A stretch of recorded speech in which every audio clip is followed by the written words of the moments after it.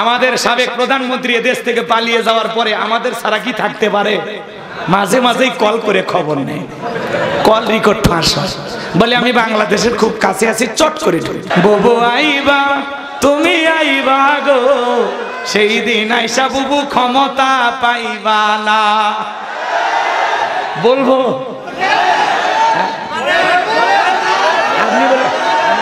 বলবো বলবো বুবু আইবা তুমি আইবা গো, সেই দিন আইসা বুবু ক্ষমতা পাইবা না। খোঁজ নাই বুবু কাদের কাকার, অবস্থা খারাপ দরবেশ বাবার, হাউন আঙ্কেল এখন সামনেও আসে না। খোঁজ নাই বুবু কাদের কাকার, অবস্থা খারাপ দরবেশ বাবার, হাউন আঙ্কেল এখন সামনেও আসে না। নেতা কর্মী সব জেলের ভিতর, আমি আছি ডরের ওপর, কখন জানি আসে গ্রেফতারি পরোয়ানা। বুবু আইবা তুমি সেই দিন আইসা বুবু ক্ষমতা পাইবা না। ও বুবু আইবা তুমি আইবা গো, সেই দিন আইসা বুবু ক্ষমতা পাইবা না। ক্ষমতার চেয়ার থেকে নামা সহজ, কিন্তু ওই চেয়ারে ওঠা কঠিন। আর আমরা আগামীতে সিদ্ধান্ত নেব, আমেরিকা তাদের ৪৭তম প্রেসিডেন্ট ডোনাল্ড ট্রাম্পের মতো মানুষকে গ্রহণ করেছে, এরপরে কমলা হ্যারিসকে তারা নেত্রী বানায়নি। কথা কম। আবার এই দ্বিতীয় স্বাধীনতা নতুন করে কেউ হাইজ্যাক করবে, এটা আমরা মেনে নিতে পারবো না। আমাদের সাবেক প্রধানমন্ত্রী দেশ থেকে পালিয়ে যাওয়ার পরে আমাদের ছাড়া কি থাকতে পারে? মাঝে মাঝেই কল করে খবর নেই, কল রেকর্ড ফাঁস হয়, বলে আমি বাংলাদেশের খুব কাছে আছি, চট করে ঢুকবো। আপনি আসেন আর ঢুকবেনই, বের হলেন কেন? আর আপনি চলে যাওয়াতে বাংলাদেশে দুই তিন দিন প্রধানমন্ত্রী ছাড়া, শাসক ছাড়া আমরা যে কষ্টে দিনগুলো পার করছি, কত জায়গায় টেন্ডারবাজি হয়েছে, চাঁদাবাজি হয়েছে, লুটপাট হয়েছে, বাড়ি ঘর ভাঙচুর হয়েছে। কথা কন না কেন? যে পরিমাণে আপনি ক্ষতি করে গেছেন, এই ক্ষতির হিসাব একদিন আল্লাহর কাছে দেবেন। আর মহিলা মানুষ বাইরে কতদিন থাকবে? আসুক, এই দেশ ওনার বাবা, এই দেশ ওনার স্বামী। কথা বল। উনি বড় বড় কথা বলতেন, পালাই না, তো পালালেন কেন?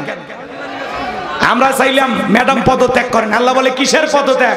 আমি আল্লাহ ওদেরকে দেশ ত্যাগ করতে বাধ্য করবো। কথা বলে ঠিক কিনা? ইন্না বাতাসা রাব্বিকা লাশাদীদ, আল্লাহর পাকড়াও বড় কঠিন, আল্লাহ ধরে না, ধরলে আল্লাহ বাপ ডাকারও টাইম দেবে না। আল্লাহর খেলা বোঝা বড় দায়, রান্না করা ভাত ভাগ্যে খাওয়ার জোটেনি। কথা কন না? আচ্ছা, এগুলো বলাতে অনেকের মন খারাপ হয়। 16 বছরে মায়া মোহাব্বত, তো এখন আপনার ঘুমের ঘর কাটেনি। আয়না ঘরে 10 দিন থাকলে কাটবে। আমেরিকা যদি সিদ্ধান্ত নিতে পারে, আমরাও আগামীতে সিদ্ধান্ত নেব। আর যাই হোক, বাংলাদেশে কোনো নারী প্রধানমন্ত্রী চাই না, আগামীতে পুরুষ প্রধানমন্ত্রী কারা দেখতে চান? লিল্লাহে তাকবীর, লিল্লাহে তাকবীর। হাত নামার যেই দলেরই হোক, একটা পুরুষ আমাদের ক্ষমতার চেয়ারে বসুক। মেয়ে মানুষের রাগ বেশি, জেদ বেশি, অভিমান বেশি। দেখেন না, মাঝে মাঝে রাগ করে ঘরের হাড়ি ফাতিল ভেঙে ফেলে দেয়, স্বামীরে তুলে আছাড় মারে। ওরা যদি দেশের চেয়ারে যায়, শান্তির জায়গা পায়, জীবন চলে যাবে, তাও চেয়ার ছাড়বে না। আর একবার যদি জেদ করে, রাগ করে, পুরো দেশে আগুন লাগাইয়া দেবে।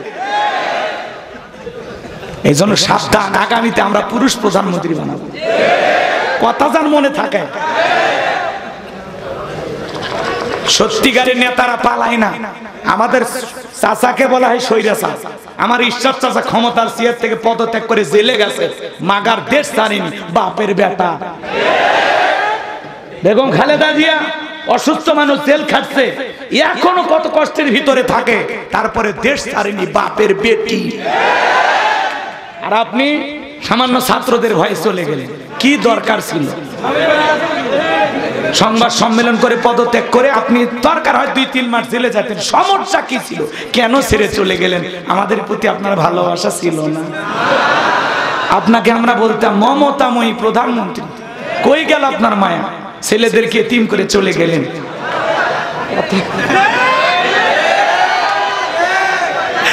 রাগ করতেছে?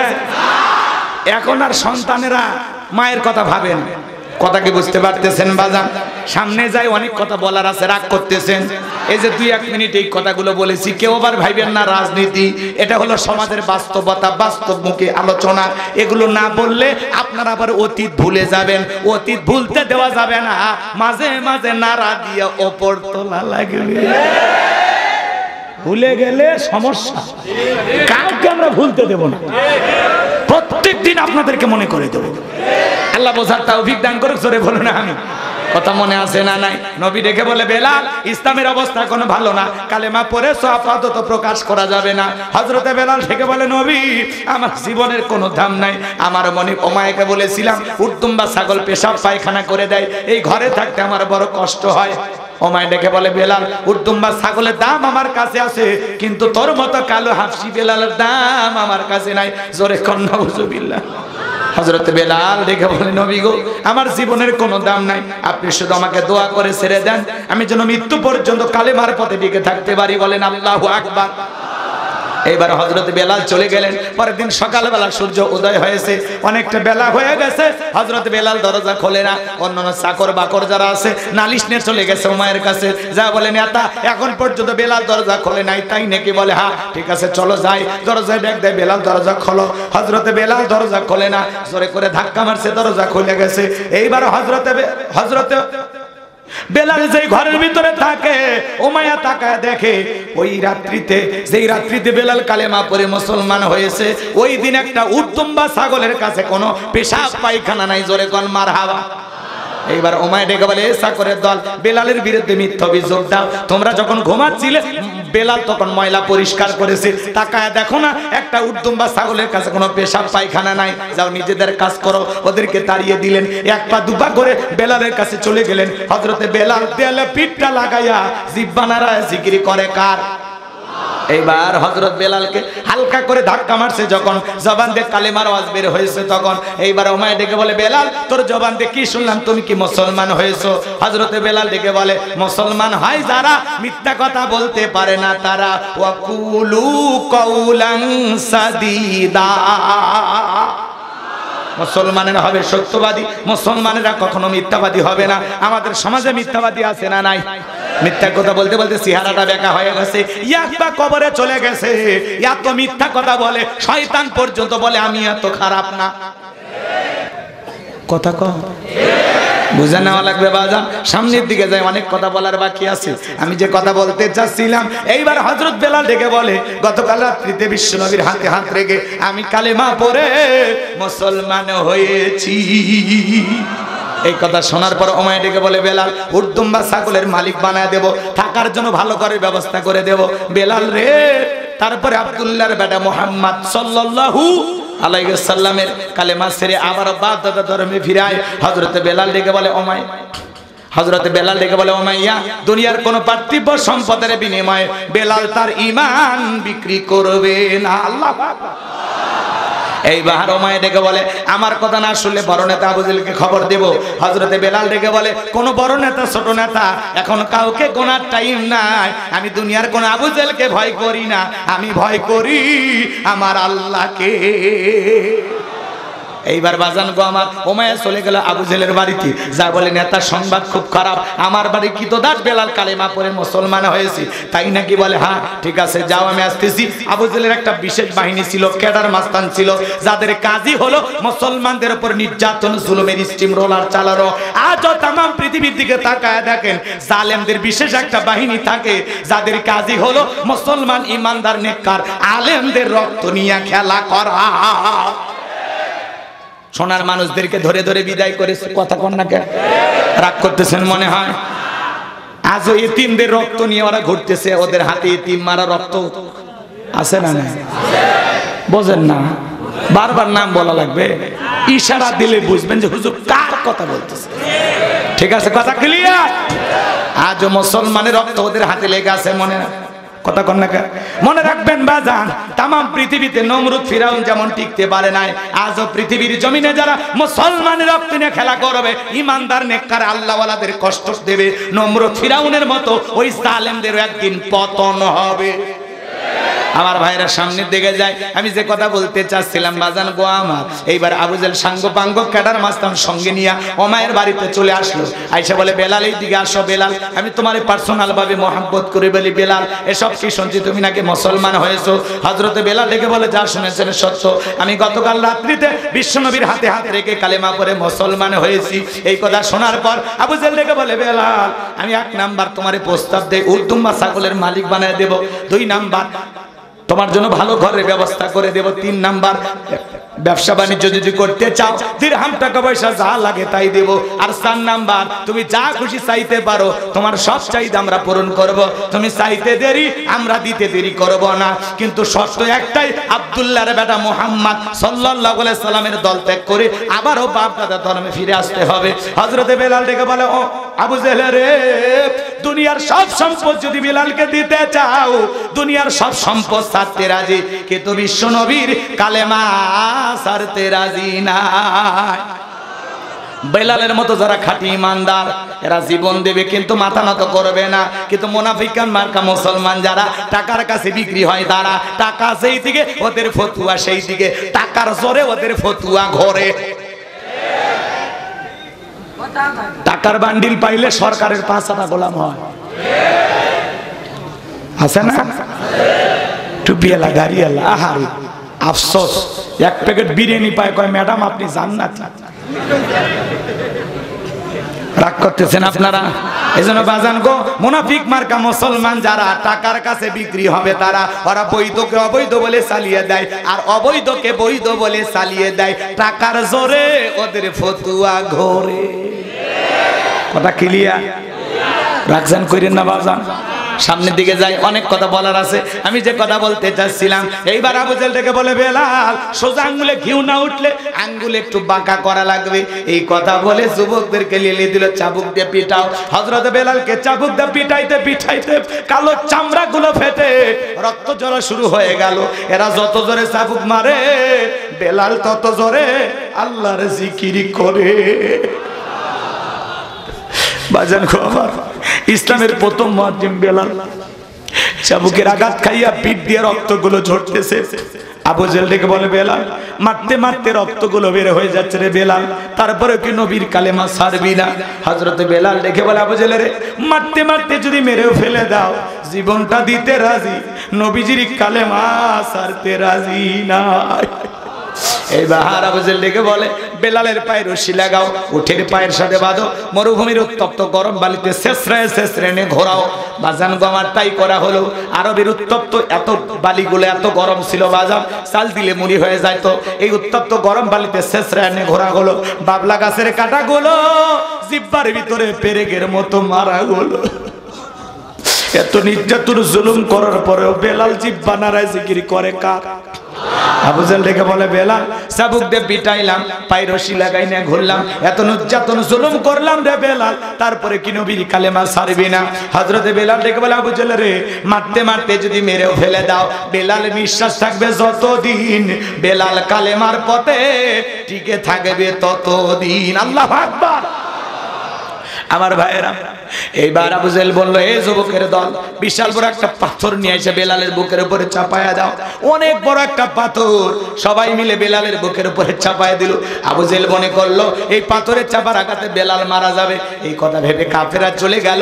হযরতে বেলালের বুকের উপরে বিশাল বড় একটা পাথর, এরপরে জিহ্বা নাড়ায়া চোখের পানি ছেড়ে দিয়া কাঁদে আর আমার আল্লাহর নামের জিকির করে। ভাই আপনাকে আমাকে জিকির করার জন্য কেউ মারে না পেটে না, কিন্তু আমরা বড় কপাল পোড়া অলস। কথা কয় না কেন? আল্লাহর নামের জিকির করতে চাই না। হাদিস শরীফের ভিতরে আছে যার জিহ্বাটা আল্লাহর জিকিরে তরুতাজা থাকবে, আল্লাহর জিকিরে ভিজা থাকবে, ওই জিহ্বাওয়ালা মানুষ কোনোদিন জাহান্নামের আগুনে জ্বলবে না।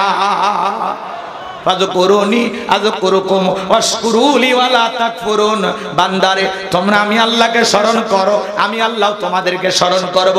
কৃতজ্ঞতা প্রকাশ করো, অকৃতজ্ঞ হয় না। তাহলে সব সময় জবানে জিকির চালু থাকবে কার? দোকানদারি করতে করতে জিকির করা যায়, রিক্সা ভ্যান চালাতে চালাতে জিকির করা যায়, মাঠে কাজ করতে করতে জিকির করা যায়, রাস্তাঘাটে চলতে চলতে জিকির করা যায়। সব সময় জবানে জিকির রাখবেন, সুবহানাল্লাহ সুবহানাল্লাহ, আলহামদুলিল্লাহ আলহামদুলিল্লাহ, আল্লাহু আকবার আল্লাহু আকবার, লা ইলাহা ইল্লাল্লাহ লা ইলাহা ইল্লাল্লাহ, সুবহানাল্লাহি বিহামদিহি সুবহানাল্লাহিল আযীম, আস্তাগফিরুল্লাহ আস্তাগফিরুল্লাহ। যখন যা মনে চায় সব সময় তাসবিহ পাঠ করবেন কার নামে? রাগ করতেছেন? বেশি বেশি ইস্তেগফার করবেন। আমরা অনেক গুনাহ করেছি, তওবা করা লাগবে। কথা কোন ঠিক না?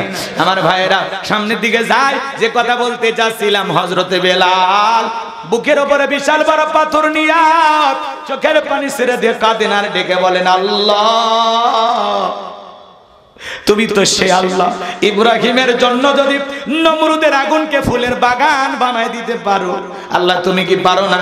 আমি বেলালের বুকের উপরে পাথর থাকার কারণে তোমার মতো মালিকের জিকির করতে বড় কষ্ট হয়, আল্লাহ তুমি কি পারো না বেলালের বুকের পাথরটাকে তুলার মতো নরম বানায় দিতে? হযরতে বেলাল দোয়া করতে দেরি, আসমানের মালিক আল্লাহ দোয়া কবুল করতে দেরি করে নাই, বেলালের বুকের পাথরটাকে আমার আল্লাহ তুলার মতো নরম বানিয়ে দিয়েছে।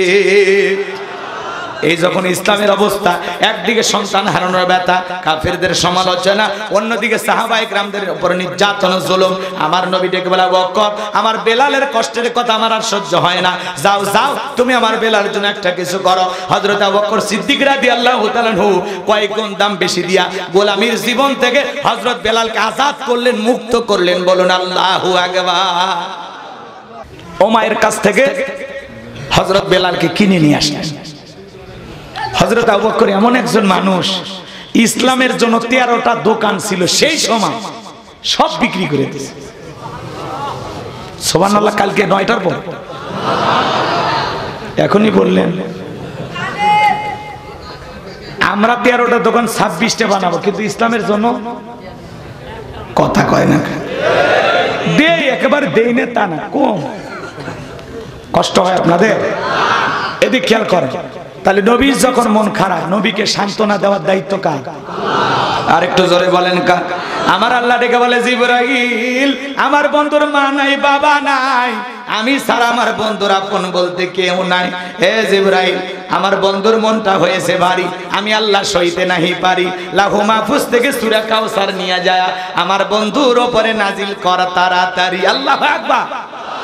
এবার বিশ্বনবী ডেকে বলেন, আনাস আমার মনটা কেন খারাপ তোমরা জানো, কিন্তু আমার মুস্কি হাসি দেওয়ার কারণ এই মাত্র আসমান থেকে জিবরাইল এসে আমার উপরে সূরা কাউসার নাজিল করলো। বিশ্বনবী তখন সাহাবায়ে কেরামদের সামনে তেলাওয়াত করলেন, জবান ছেড়ে সবাই পড়ুন, ইন্না আ'তাইনাকাল কাউসার ফাসাল্লি লিরাব্বিকা ওয়ানহার ইন্না শানিয়াকা হুয়াল আবতার। আল্লাহু আকবার। কোরআন পড়তে খারাপ লাগে? ছোটবেলায় বাবার হাত ধরে মসজিদে গিয়েছিলাম। আপনার বয়স এখন 50-60 বছর, যারা নিয়মিত 5 ওয়াক্ত সালাত আদায় করে কমপক্ষে 40 বার সূরা ফাতিহা পাঠ করতে হয়। যে সূরা ফাতিহা পড়তে ভালো লাগে না? কোন ইমাম কি বলছে 25 বছর ইমামতি করছি ভাই, কাল মাগরিব থেকে সূরা ইখলাস দিয়ে স্টার্ট করব, বলছে ভাই। আর যদি হুজুর শুরুই করে কুল হুয়াল্লাহু আহাদ, আপনারা পিছন থেকে কি বলবেন? আল্লাহু আকবার। হুজুর আগে সূরা ফাতিহা পড়েন, এরপরে অন্য সূরা ধরেন। আর সূরা ফাতিহা পড়তে যদি ভালো না লাগে আপনি চলে যান, বিনা মানে বিনা বেতনে ইমামতি করলেও সূরা ফাতিহা ছাড়া নামাজ আমরা পড়ব না। কোরআনের ভিতরে আল্লাহ এমন একটা আকর্ষণ দিয়েছে, মৃত্যু পর্যন্ত আকর্ষণ করবে না। সুবহানাল্লাহ। এটা রাসূলের রেখে যাওয়া জীবন্ত মুজিজা। কোরআন হলো কি? জীবন্ত মুজিজা। কথা কয় না কেন? আচ্ছা আপনারা কষ্ট পাচ্ছেন? বলেন এটা আল্লাহ রাসূলের রেখে যাওয়া কি? জীবন্ত মুজিজা। কথা বলে ঠিক কি না? নবী বিদায় নিয়েছে, অনেক পয়গম্বর বিদায় নিয়েছে, কিন্তু তাদের মুজিজা বিদায় নিয়েছে। কিন্তু রাসূলের উপর আল্লাহ তাআলার পাঠানো সবচেয়ে গুরুত্বপূর্ণ যে মেসেজগুলো, যে কথাগুলো, সেই কথাগুলো কোরআনের ভিতরে আছে না? এটাই রাসূলের জীবন্ত মুজিজা। কোরআন এদিক খেয়াল করে, কষ্ট হয়? কোরআনের সাথে আমাদের সম্পর্ক থাকা দরকার আছে না? নিয়মিত কোরআন তেলাওয়াত করবে। আগেকার যারা তেলাওয়াত করত মনে রাখবেন, তেলাওয়াত যাদের সহি না, অনেক মানুষ আমরা তেলাওয়াত করি, তেলাওয়াত সহি না। আলহামদুলিল্লাহ রাব্বিল আলামিন আর রহমানির রহিম আছে না? আচ্ছা বলেন তো, এই তিলাওয়াতে নামাজ হবে? হবে না। নামাজ ভঙ্গের কারণ আছে কয়টি? 19টি। তার এক নাম্বার, নামাজের ভিতরে অশুদ্ধ তিলাওয়াত করলে আপনার নামাজ, তিলাওয়াত সহি শুদ্ধ হওয়া লাগবে। আউজিদ আলাইহি ওয়ারাতিলিল কুরআনা তারতিলা, কোরআনকে তার তিলের সহিত স্পষ্ট করে ধীরে ধীরে সুন্দর করে থেমে থেমে তিলাওয়াত করো। এই জন্য অন্তত নামাজের ভিতরে আমরা যে কয়টা সূরা পাঠ করি অন্তত সেগুলো আমরা সহি করব ইনশাআল্লাহ। ওই আলাম তারা কাইফা ফাআলা ওইভাবে পড়েন না, একটু সহি করার চেষ্টা করেন। তেলাওয়াত পুরুষের কিছু নাই কিছু একটু ভালো আছে, বিশেষ করে মা বোনদের তিলাওয়াত বেশি খারাপ, মানে এরা মারাত্মক তিলাওয়াত করে। এই তিলাওয়াত বাপরে বাপ কঠিন তিলাওয়াত। মনে রাখবেন, এই কোরআন তিলাওয়াতকারী ব্যক্তির পক্ষে সুপারিশ করবে, আবার তিলাওয়াতকারী ব্যক্তির উপরে লানত দেবে। কথা কন, কথা হুজুর কথা ঠিক আছে নাকি ভুল বলতেছি? মা বোনেরা যদি কোরআন টানতে ধরে যায়, দেখেন কি কায়দায় পড়তেছে, আলিফ লাম মিম যালিকাল কিতাবু লা রাইবা করতেছে। ও মা, পায়ে হাত দিয়ে অনুরোধ করি, মা এই তেলাওয়াত করা যাবে? এই জন্য সন্তানদেরকে ছোটবেলায় মাদ্রাসায় পড়াবেন, কমপক্ষে 3, 4, 5 বছর মাদ্রাসায় পড়ান, অন্তত তার জীবনের তেলাওয়াতটা সহি হবে। ছোটবেলায় নুরানি মাদ্রাসায় পড়ান, খালি জন্ম নিয়ে কেজি পাঠাই না, পরে বেজি ধরে গিলে। সন্তান কথা বলাই শিখিনি, বলে তোমার আব্বু বাহিরে যাচ্ছে, বলো বাবা টাটা টাটা। যারা শিখাবে টাটা ওর কপাল ফাটা, ওই সন্তান বড় হয়ে মারবে কপালে ঝাঁটা। সন্তানের বাবা বাহিরে যাচ্ছে, সন্তানকে বলতে শিখান, বলো বাবা ফি আমানিল্লাহ। কথা কয় না কেন? আমরা পারবো? আমি বেশি বলতে চাচ্ছি না। সন্তানদেরকে ছোটবেলায় একটু হলে মাদ্রাসায় পড়ায়, অন্তত কোরআনটা সহি শিখাবে। বয়স্ক মুরব্বী যারা আছেন বলে বাবা আমাদের মুখে আসেন, আরে বাবা চেষ্টা করতে দোষ কি? চেষ্টা করতে আপনার দোষটা কি? আপনি বেগুন চাষ করা বোঝেন, পটল চাষ করা বোঝেন, আলু চাষ করা বোঝেন, ধান চাষ করা বোঝেন, সরিষা চাষ করা বোঝেন, দুনিয়ার সব বুদ্ধি আপনার মাথায় ঢোকে, খালি আল্লাহর কোরআনটা পড়তে পারেন না। এটা হলো কি? শয়তানি ধরছে। আপনার কি ধরছে? আপনি বৃদ্ধ মানুষ, শিখতে শিখতে আপনি মারা যান, ছাত্র অবস্থায় মারা যান, তকদির খুলে যান। আপনি চেষ্টা করবেন, পারবো তো ইনশাআল্লাহ? কোরআন সহি শুদ্ধ শিখতে পারবো তো ইনশাআল্লাহ? এই কোরআনের ভিতরে আল্লাহ এমন আকর্ষণ দিয়েছে, এই কোরআন জোরে পড়লেও মজা লাগে, টেনে পড়লেও মজা লাগে, মাঝামাঝি সুরে পড়লেও মজা লাগে। কথা বলেন ঠিক কি না? ইন্না আ'তাইনাকাল কাউসার। আমার আল্লাহ রাব্বুল আলামিন বলেন, অবশ্যই আমি আল্লাহ পাক আপনাকে হাউজে কাউসার দান করেছি। বিশ্ব নবীকে হাউজে কাউসার দান করেছেন কে? আর একটু জোরে বলেন কে?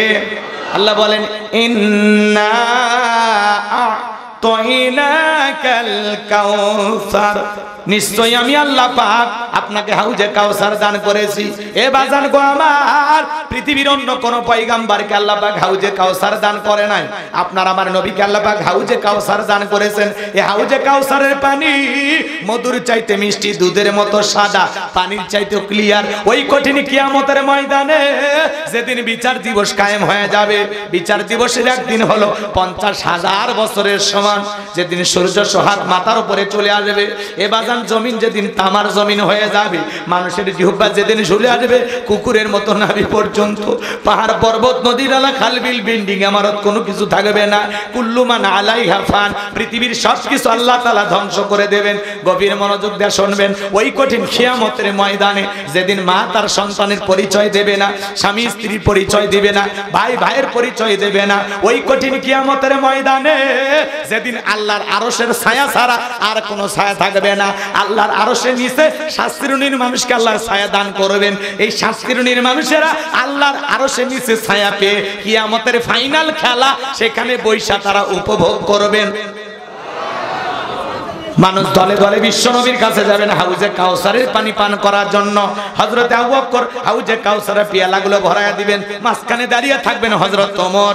হযরত ওমর আবু বকরের হাত থেকে নিয়ে বিশ্বনবীর হাতে দিবেন, আর নবীজি তার আদরের উম্মতদেরকে খুঁজে খুঁজে হাউজে কাউসারের পানি পান করাবেন। রাসূলের হাতে এক পেয়ালা হাউজে কাউসারের পানি পান করতে পারলে জান্নাতে ঢোকা পর্যন্ত তার আর তৃষ্ণা লাগবে না, তৃষ্ণা মিটে যাবে। মানুষ দলে দলে যাবে, কিছু মানুষের সামনে আল্লাহ তাআলা পর্দার আবরণ তৈরি করে দেবেন। আমার নবী তখন ডেকে বলবেন, আল্লাহ সংখ্যায় আমি আমার অনেক উম্মতকে দেখতে পাইলাম, কেন জানি সংখ্যাটা কমে গেল, আমি ব্যাপারটা বুঝতে পারলাম না। আমার আল্লাহ ডেকে বলে, বন্ধু সবাইকে পাইকারি দরে হাউজে কাউসারে পানি পান করাইতে পারবেন না। দুনিয়ার জীবনে তুইটা অপরাধ করেছিল যারা, আজকে হাউজে কাউসারের পানি পাবে না তারা কয়টা অপরাধ জানার দরকার আছে? কষ্ট হচ্ছে আপনাদের? তাহলে ভালো করে বোঝেন, বিশ্বনবী হাউজে কাউসারের পেয়ালা নিয়ে দাঁড়িয়ে আছেন, আপনি আমি যাব দয়ার নবীকে নয়ন ভরে দেখবো, আর নবীজির হাতে সর্বপ্রথম মেহমানদারি গ্রহণ করব হাউজে কাউসারের পেয়ালার পানি। সুবহানাল্লাহ বলবেন না? কারা কারা রাসূলের হাতে হাউজে কাউসারের পানি পান করতে চান? দুই হাত তুলে দেখান। আল্লাহ আমাদের সবাইকে রাসূলের হাতে হাউজে কাউসারের পেয়ালা পানি পান করা তৌফিক দান করুন। জোরে বলুন আমিন। আরেকটু জোরে বলেন আমিন। আরো একবার বলেন আমিন। হাত নামান, পানি চাইলেন আর পাইলেন অতি সহজ। কথা কয় না? শোনেন একটা কথা, একটু একটু 1 মিনিট দুনিয়ার সবকিছু ভুলে যান। 1 মিনিট রাসূল কিয়ামতের ময়দানে পানি নিয়ে দাঁড়ায় আছে, আপনি দয়ার নবীকে দেখবেন আবার ওই পানি পান করবেন।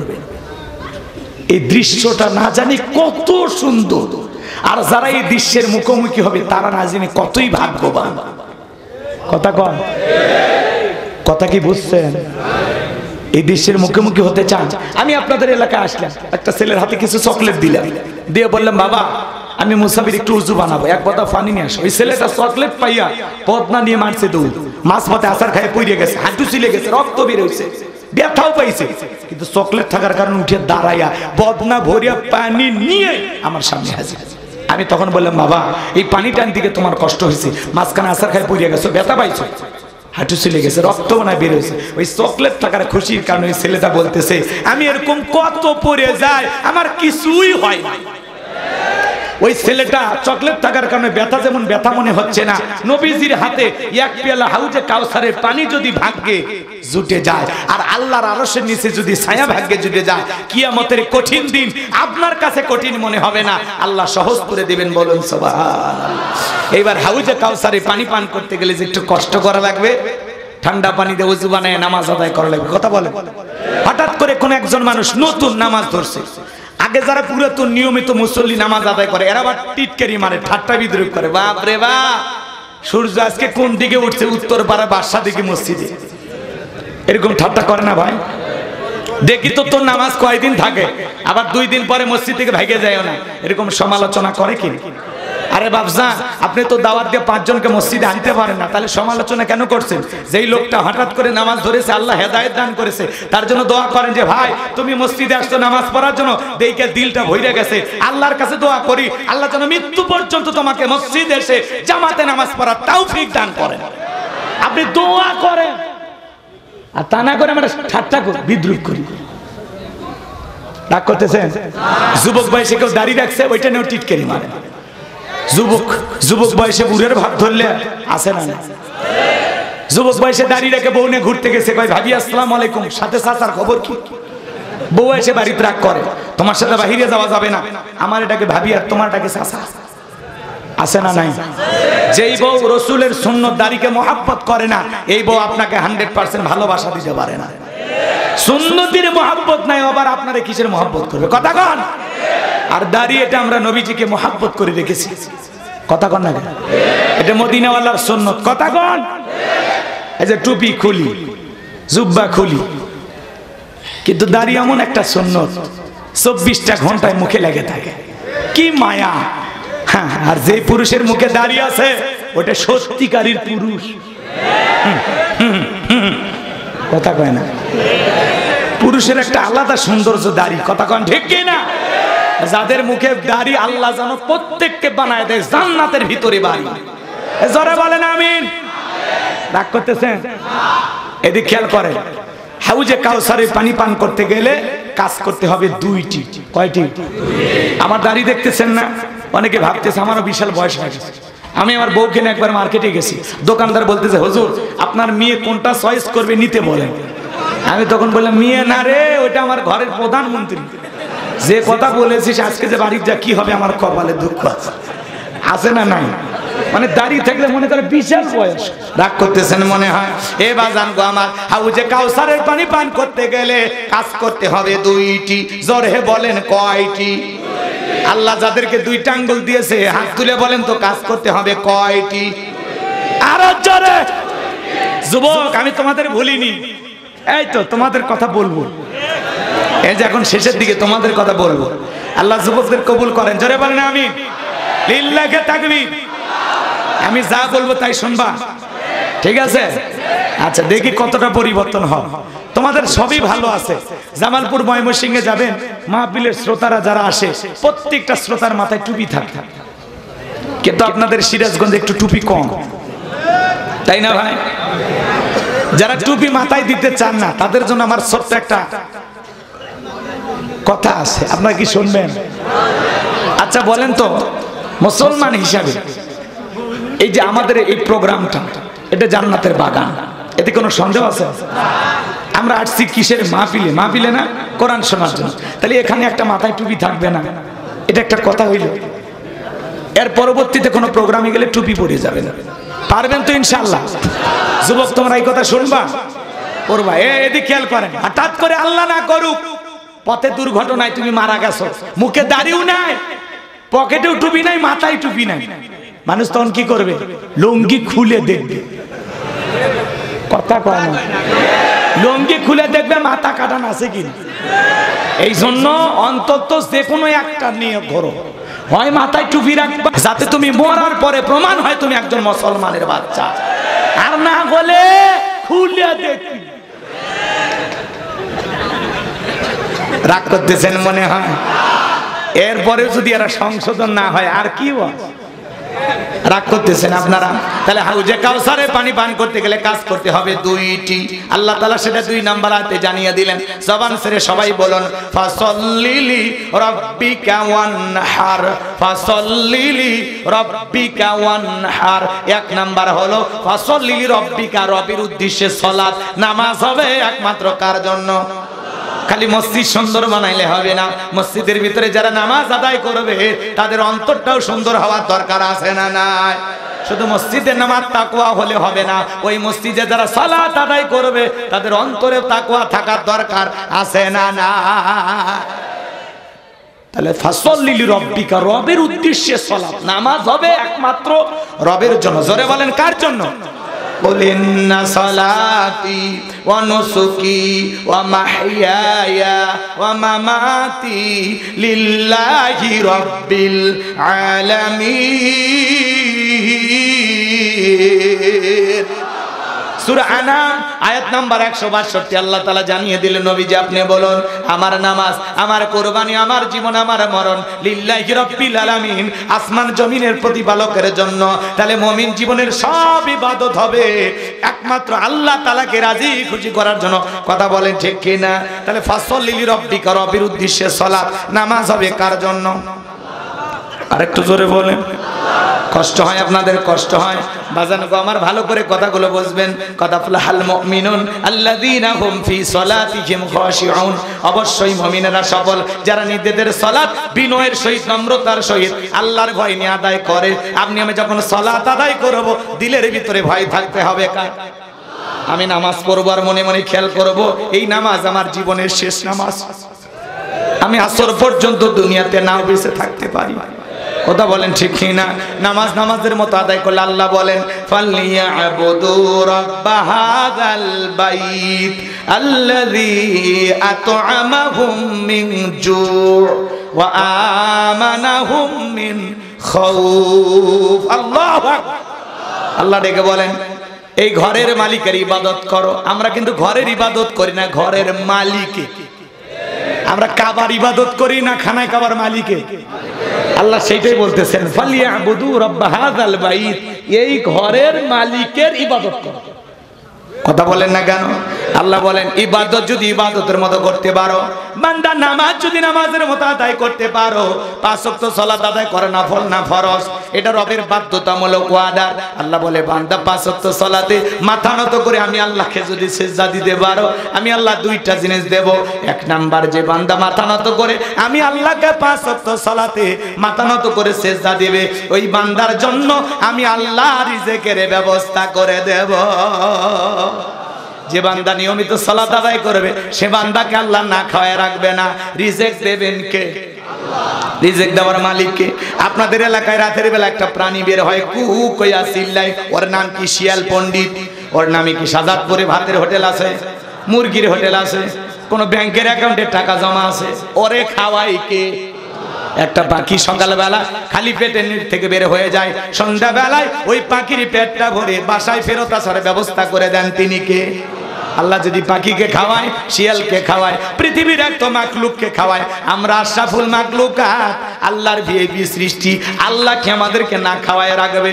আমার আল্লাহ বলেন ওয়া মা মিন দাব্বাতিন ফিল আরদি ইল্লা আলাল্লাহি রিজকুহা।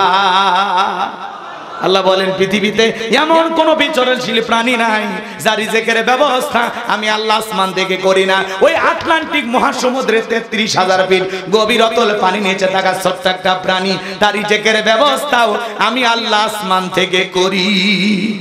তাহলে 1 নাম্বার 5 ওয়াক্ত সালাত আদায় করলে রিজিক দেবেন কে? আর 2 নাম্বার, সকল ভয় থেকে আল্লাহ নিরাপত্তা দেবে। সমাজে ভয় আছে না নাই? প্রতিদিন দেশে খুন খারাপি ঘটতেছে। এই যে গতকালকের আগের দিন দেখলাম একটা মহিলা, তাকে গুলি মেরে রাস্তার উপরে ফেলায় গেছে মুন্সিগঞ্জে। কথা কর, রাস্তাঘাটে যেখানে সেখানে লাশ পাওয়া যায়, বস্তাবন্দি শিশুর লাশ পাওয়া যায়। এই যে গতকালকের আগের দিন আমাদের বগুড়া শহরে মাত্র 4 বছরে একটা ছেলে সন্তান বস্তাবন্দি লাশ পাওয়া গেল। কথা কর না কে বাজার? তাহলে এই যে সমাজে কিন্তু নিরাপত্তা নাই, নিরাপত্তাহীনতাই বুঝতেছি, অপরাধ বেড়ে গেছে। কথা কি বুঝতে পারতেছেন নাকি রাগ করতেছি?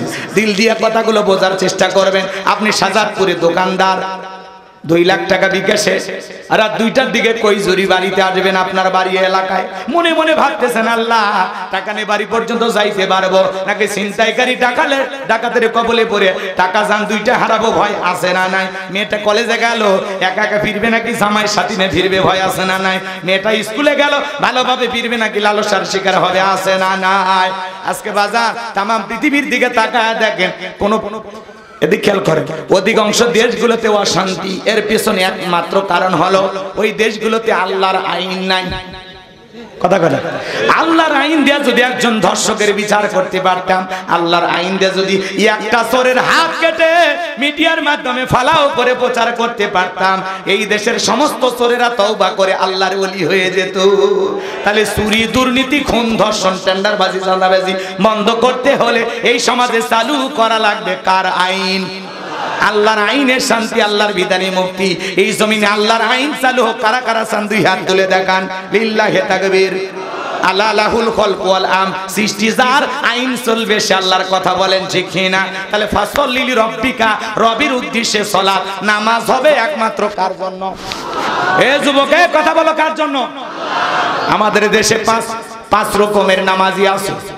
একটা হলো 5-এর নামাজি, আর একটা 7-এর নামাজি, আর একটা হলো খাটের নামাজি, আর একটা হলো ঠাটের নামাজি, আর একটা হলো ভোটের নামাজি। আরে বুঝলেন না তো? বলবো, খুব দ্রুত বলে দিচ্ছে। যুবকে অপেক্ষা করো, কষ্ট হচ্ছে? মুরব্বি বলবো, মুরব্বি। এটা কি ডায়লগ? ওই যে আমাদের মোস্তাক ফয়জি পীর সাহেব দিছে, মুরব্বি মুরব্বি। এগুলো তোমরা এতই মুখস্থ রাখো, এর সাথে একটা সূরা মুখস্থ রাখো। উনি তো ভালো কথা বলছে, খারাপ কিছু বলছে? একটা মাহফিল থেকে ওই যে মুরব্বি উঠে যাচ্ছে, মুরব্বি মুরব্বি, বসেন বসেন, এই কথাটা বলছে, এটাই নিয়ে তো। আবার এক জায়গায় ছোট বাচ্চা উঠে যাচ্ছে, তখন এই সোনামণি বসো, বোঝে না নতুন, এগুলো ডাইলগ